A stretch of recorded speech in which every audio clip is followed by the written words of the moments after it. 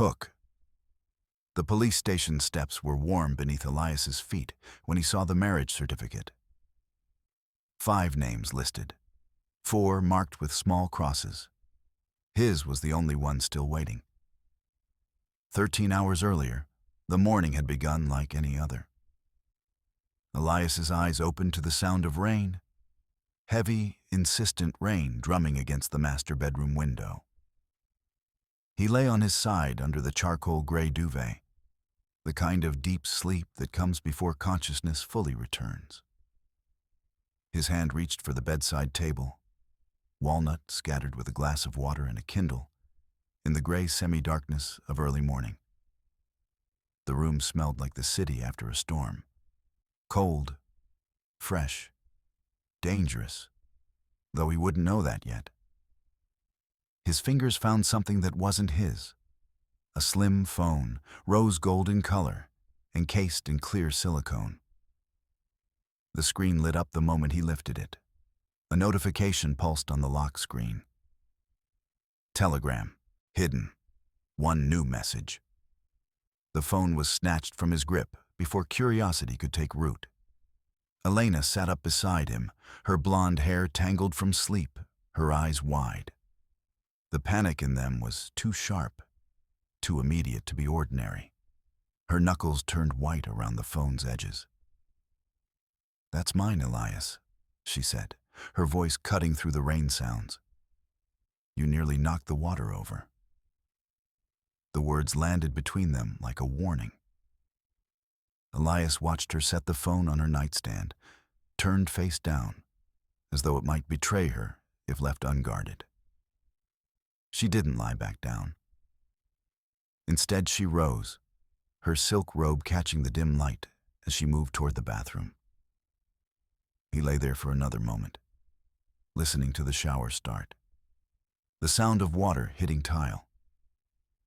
A strange texture had entered the morning, something beneath the surface, something he couldn't name. By 11 odd a.m., he would find the router hidden in the filing cabinet. By 9:30 p.m., he would be bleeding behind a dumpster at the abandoned pier, watching the woman he married hand an envelope to a stranger. But that morning, he only knew the shape of wrongness, not the weight of it. Not yet. Breakfast was peculiar. Elias sat at the small marble island in their kitchen, stirring sugar into his navy blue ceramic mug. Steam rose from the coffee in small, deliberate spirals. Elena stood by the toaster, her back to him, phone in hand. Her thumb scrolled and scrolled and scrolled. The motion was hypnotic and wrong. She was still wearing the same robe. She hadn't bothered to dress. "We're out of the Italian roast," he said, a small attempt at normal conversation. She didn't turn around. "I'll pick some up." The toast popped. She retrieved it without looking, placed it on a plate, and still didn't turn to face him. That was when the wrongness crystallized into something sharper, something that demanded answers. Elias excused himself and walked to the home office. The filing cabinet was in the corner, white IKEA, labeled electronics in his own neat handwriting. He knelt on the rug and opened the bottom drawer. Cables, batteries. The accumulated detritus of a life lived connected to the modern world. He was looking for a charging cable, something mundane, something that would later feel like divine intervention. His fingers brushed the back of the drawer. There was something underneath the chaos, a panel, MDF, false. His hand pulled it away, and the world tilted. A small black device sat behind it, router-like, blinking with blue LEDs. A sticker read, "Shadow VPN configured." The power cord led to a hidden outlet, threaded behind the cabinet with professional precision. Beside the device lay a leather-bound notebook, navy blue, EL, embossed in gold on the corner. His hands were trembling when he opened it. The first page showed columns of numbers, dates, transactions, and beside the date, Oct 14, transfer 5K, Seychelles hold. The handwriting was Elena's. Elegant, slanted, unmistakable. Elias sat back on his heels. The notebook felt heavy in his hands, heavier than its weight should allow. He turned the pages slowly. More transfers, more dates.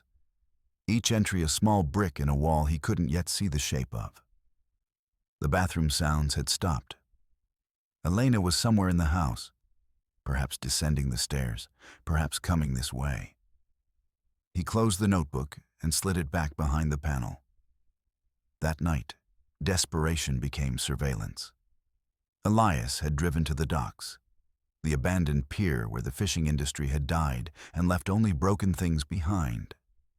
He positioned himself behind a rusted green dumpster, 30 yards from a yellow street lamp. Elena arrived at 9:30 p.m., wearing a long tan trench coat. The fog rolled in off the water, obscuring details, creating a landscape of shadows and yellow light. She stood beneath the lamp, a figure from a film noir, waiting. The man in the leather jacket appeared from the mist like a ghost. Older, weathered. She handed him a small white envelope. Their conversation was inaudible over the sound of water against wood, the distant foghorn, the blood rushing in Elias's ears. A shadow moved behind him. The man in the gray hoodie had a metal baton. The glint of steel in the dim light was the only warning Elias got before the weapon was swinging at his skull. Instinct took over. Elias duck-rolled left. The baton hit the dumpster with a sound that echoed across the water. Clang. The impact reverberated through his bones. He lunged forward before the man could recover, driving his shoulder into the man's midsection, slamming him against the brick wall. Air whooshed out of the man's lungs. His grip on the baton loosened. Elias heard his own breathing, ragged and animal.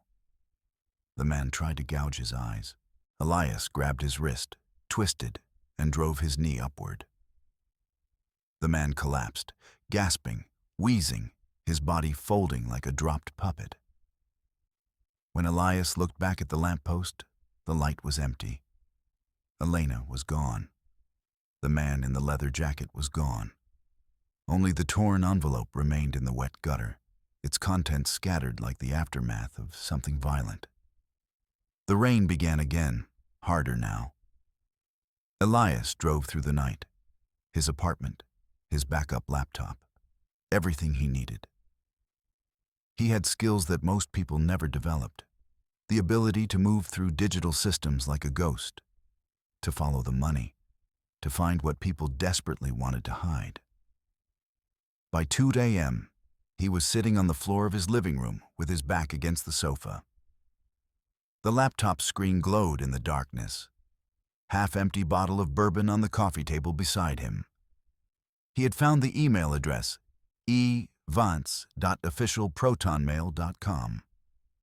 Official, she had titled it. Official. The password recovery question appeared. First pet's name? He typed Barnaby. The screen refreshed. Access granted. The inbox exploded before his eyes. Emails from Apex Mortgages. Blue chip assets. Subject lines bleeding into each other. Final notice. Foreclosure initiation. Transfer of deed. Signed. Approved. Approved. Approved. A PDF attachment. His signature at the bottom. Digitized. Copied from his passport. A mortgage application for $450,000 against their house. The approved stamp in bright red ink seemed to pulse with malevolence. He opened a folder titled Clients. Inside were photos. Middle-aged men, all of them in intimate poses with Elena. But she had different names in each folder. Claire. Sasha. Monica. Different hair colors. Different stylistic choices. The same face wearing different costumes for different marks.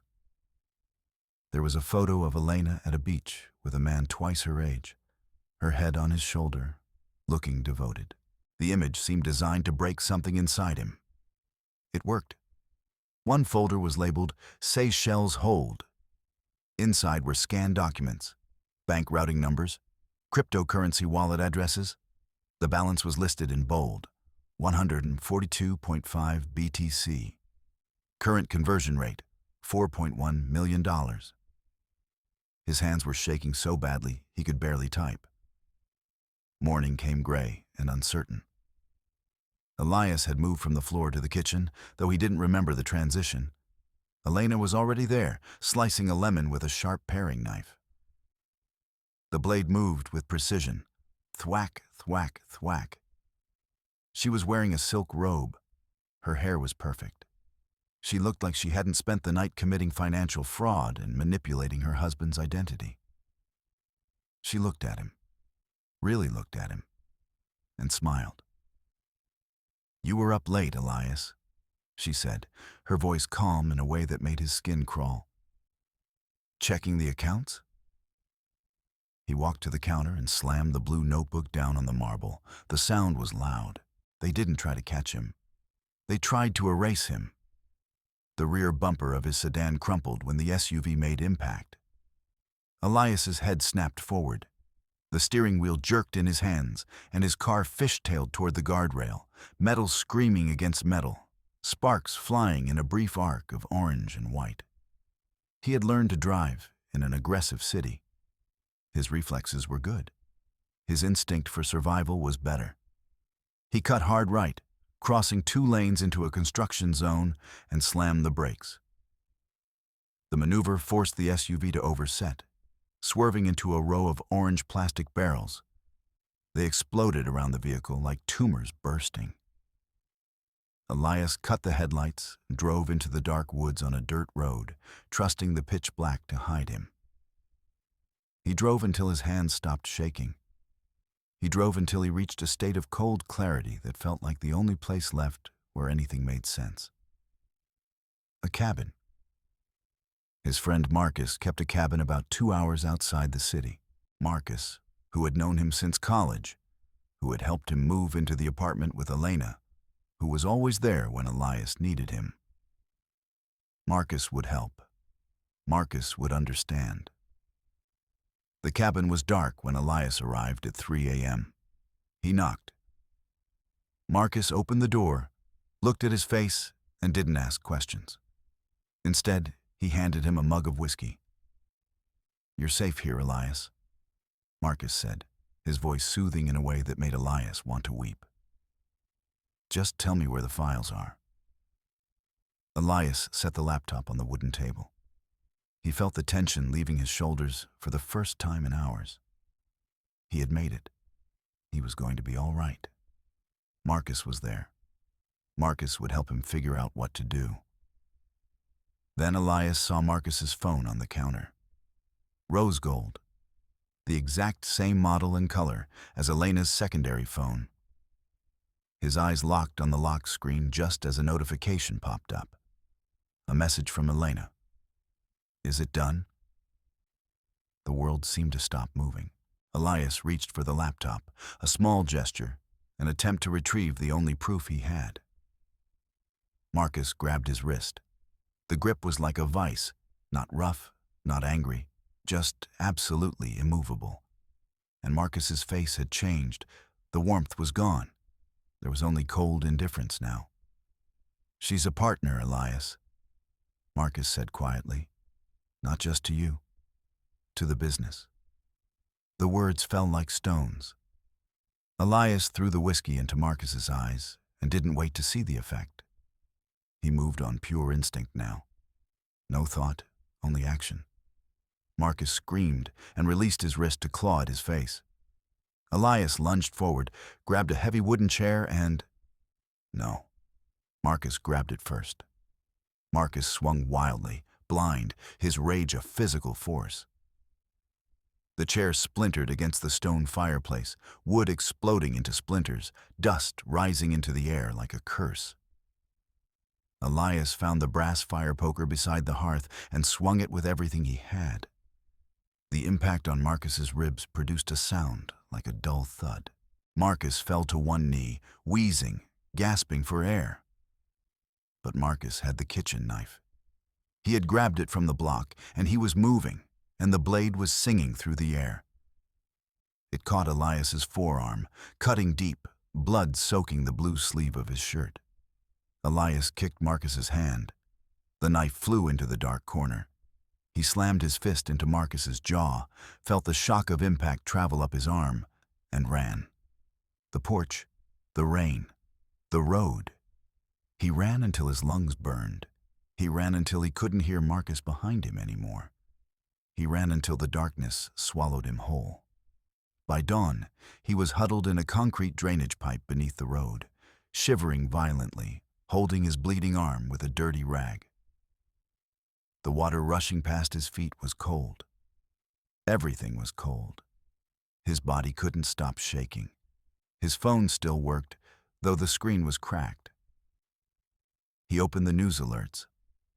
Local architect wanted for embezzlement and assault. His own face stared back at him from the headline. The article described Elena as the traumatized victim who had reported him to police. It mentioned Marcus's injuries with genuine concern. It painted a portrait of a man descending into violent paranoia. She had moved faster than he could have imagined. She had rewritten the narrative. She had made him the villain while she remained the victim.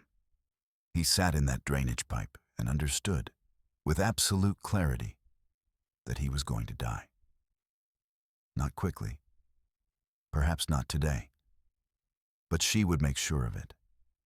She and Marcus and whoever else was part of the machinery she had built. The concrete was rough beneath him. The water was indifferent. The world had contracted to this single, cold reality. She was going to kill him. But Elias had one skill that the people hunting him seemed to have underestimated. He could move through digital systems like smoke. He could find doors that were supposed to be locked. He could see the traces of things people wanted hidden. By 10 a.m., he was in a dusty internet cafe in a part of the city he didn't know, sitting in a back corner with a bandage on his arm. His fingers flew across the keyboard with the kind of automaticity that comes from years of learning to think in code. He found the Seychelles Hold account. It wasn't a bank account at all. It was a cryptocurrency wallet. A crypto wallet with 142.5 Bitcoin in it. $4.1 million, all of it accessible if you knew the back door. And he did. Elena had used their wedding date as the pin for the hardware key backup. She had been so certain he would never look, never find, never understand. He didn't steal the money. The money would have been traced. The money would have drawn attention in directions that would have killed him faster. Instead, he redirected the authentication logs to the FBI cybercrimes tip portal. He attached the photos of the men. He attached the mortgage documents. He attached everything.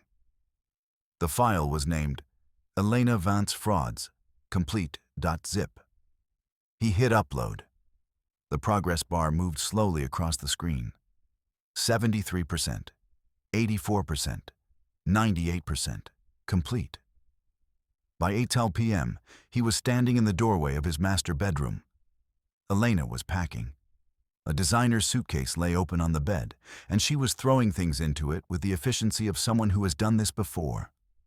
Lace dresses, jewelry boxes. Her makeup was smudged. Her hands were moving too fast. She froze when she saw him. Elias held up his phone. On the screen, a video played. Footage from the dock. A body cam he had retrieved from the man in the gray hoodie after he'd run from the pier. The video showed Elena handing the envelope to the man in the leather jacket. It showed everything. "They're not here for me, Elena," Elias said, his voice calm and icy. "I sent them the Bitcoin keys. You're broke." In the distance, sirens began to wail. They grew closer. Red and blue lights began to flash against the bedroom walls, painting everything in the colors of emergency. Elena dropped the pearl necklace she was holding. It hit the hardwood floor, and the string snapped. Pearls scattered everywhere like teeth falling from a broken jaw. She stared at them bouncing, rolling, finding their places among the hardwood grooves. She looked small. She looked trapped. The police came up the stairs 10 minutes later. By the next afternoon, Elias was walking down the steps of the police station. The sun was warm. The city was going about its ordinary business, cars honking, people crossing streets, the normal machinery of life operating without pause for the details of one man's destruction and reconstruction. He was clean-shaved. His arm was in a sling. A lawyer had handed him an envelope labeled Elena, Personal Effects. Just before he left, Elias sat on a park bench in the square and opened it. Inside was their marriage certificate. He turned it over. On the back, written in faded pencil, was a list of names, 5 of them. Next to the first 4 names were small, neat crosses, dates marked beside each one. Died. His name was the 5th, the only one without a cross. Yet. Elias looked up from the paper. Across the street, a black SUV was parked in the shade of an oak tree. The driver was wearing a neck brace. Marcus. He was staring directly at Elias, and his expression held no particular emotion.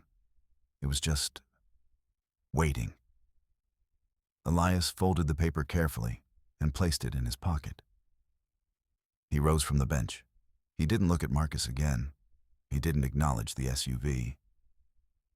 He simply turned and walked back toward the police station, his footsteps quiet on the concrete, his shadow stretching long behind him in the afternoon light.